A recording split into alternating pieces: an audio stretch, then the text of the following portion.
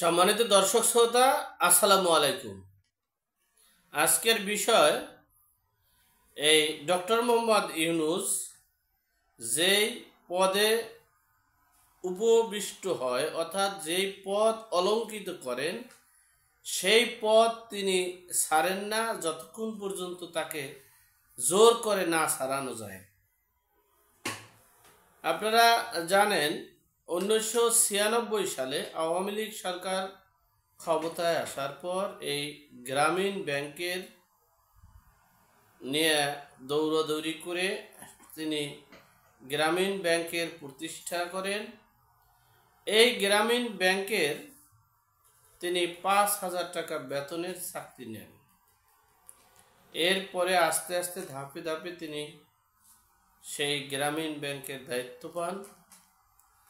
দায়িত্ব পাওয়ার পর গ্রামীণ ব্যাংকের রেজুলেশন, নিয়ম, সংবিধান আছে 60 বছর পর্যন্ত তারা একজন পরিচালক, এমডি, ম্যানেজিং ডাইরেক্টর, তিনি 60 বছর পর্যন্ত কর্মরত থাকতে পারবেন।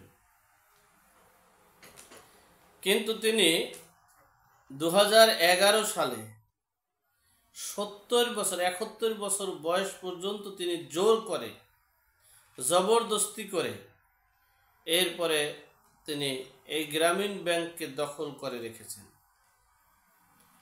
এরপরে তিনি মামলার মাধ্যমে বাংলাদেশ সুপ্রিম কোর্টের রায় অনুযায়ী তিনি 71 বছর বয়সে পদত্যাগ করতে বাধ্য হয়।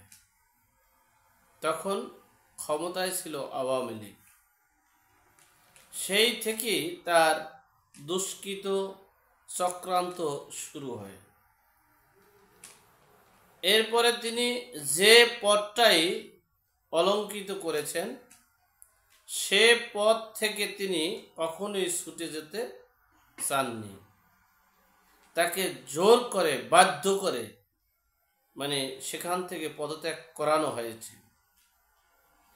এই ডক্টর মোহাম্মদ ইউনূস যখন এই প্রধান উপদেষ্টা হয়েছেন, শপথ করেছেন, তখনই আমি বলছি ভিডিওর মাধ্যমে, যে আপনাদের কাছে শেয়ার করেছি, এই ডক্টর মোহাম্মদ ইউনূস 29 সালের আগ পর্যন্ত নির্বাচন তিনি দেবেন না। এরপরে তিনি যেহেতু ওই জায়গাটা দখল করতে পেরেছেন, তার বক্তব্যে এসেছে যত বাধা বিঘ্নই আসুক না কেন, আমরা আমাদের কাঙ্ক্ষিত লক্ষ্যে এই নতুন বাংলাদেশ গড়ে তুলব, কাঙ্ক্ষিত লক্ষ্যে পৌঁছব।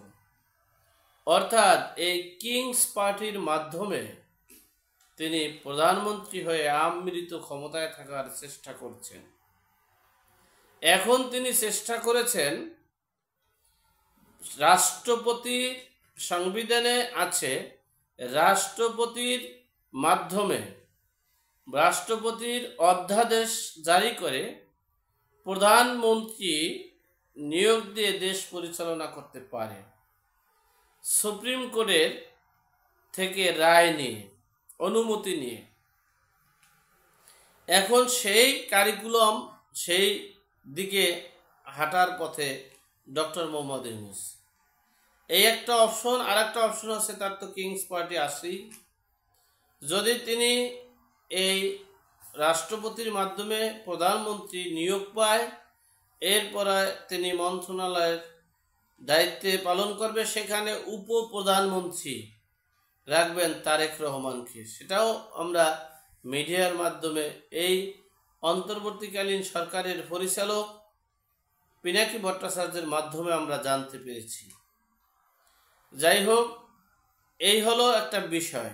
এখন এই কিংস পার্টির নেতারাও বলতেছেন যে ডক্টর মোহাম্মদ ইউনূসের মতো লোক আরও 5 বছর নির্বাচিত প্রধানমন্ত্রী হিসেবে দেখার আমার খুব আকাঙ্ক্ষা।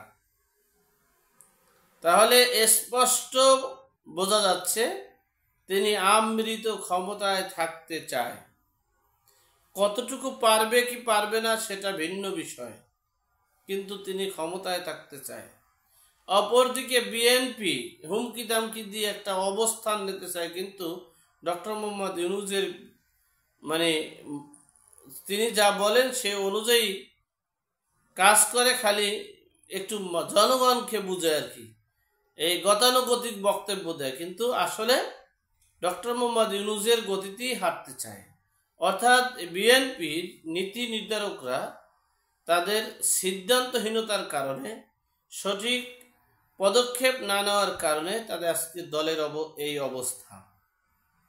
যাই হোক, সর্বোপরি কথা হচ্ছে ডক্টর মোহাম্মদ ইউনূস যে চেয়ারে কাঁঠালের আঠা লাগাইয়া বসছেন, পাছার নিচে তো তার প্যাম্পাস সবসময় থাকে, সে প্যাম্পাস পরেই থাকেন, পায়খানা প্রস্রাব করলে মোটামুটি সেটা তার উপর দিয়েই যায়, কিন্তু দুঃখের বিষয় হচ্ছে যখন খোলে তখন না বোঝা যায় কি অবস্থা। যাই হোক, এখন সেই ডক্টর মোহাম্মদ ইউনূস আমৃত প্রধানমন্ত্রী হিসেবে থাকতে চায়। তাকে ঘাড় ধরে বের করে দেওয়ার আগ পর্যন্ত তিনি এই প্রধানমন্ত্রী হিসেবেই থাকবেন। যাই হোক, এখন দেখার বিষয় দেশের জনগণ, এদেশের রাজনৈতিক নেতাকর্মীরা ডক্টর মোহাম্মদ ইউনূসকে কতদিন ক্ষমতায় রাখবে, নাকি ডক্টর মোহাম্মদ ইউনূসের শক্তি সামর্থ্য দিয়ে থাকবেন, এটাই এখন দেখার বিষয়। যাই হোক, আল্লাহ আমাদের সকলের বিপদ আপদ বালা মুসিবত থেকে হেফাজত করুক, আমিন। আসসালামু আলাইকুম।